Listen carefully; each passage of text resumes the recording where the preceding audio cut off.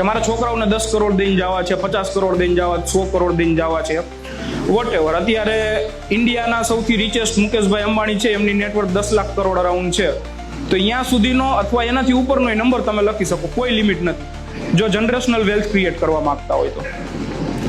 Second, એવા લોકો જે છે કે જેમ કે છે કે મારે ફાઇનાન્શિયલ ફ્રીડમ જોતી છે, બરાબર, મારે એવી જનરેશનલ વેલ્થ અત્યારે નથી ક્રિએટ કરવી, તો એના માટે શું છે, તમે લોકો છે ને 2 મિનિટનો પોઝ લ્યો અને વિચારો કે કેટલા રૂપિયા મારા અકાઉન્ટમાં દર મહિને આવતા હોય ને તો મારે રૂપિયા માટે કામ કરવાની જરૂર ના પડે.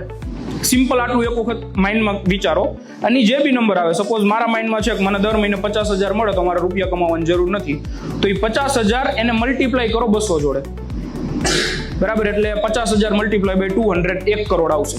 તો એ 1 કરોડ રૂપિયા મારું ફાઇનાન્શિયલ ફ્રીડમનો નંબર છે. સિમ્પલ.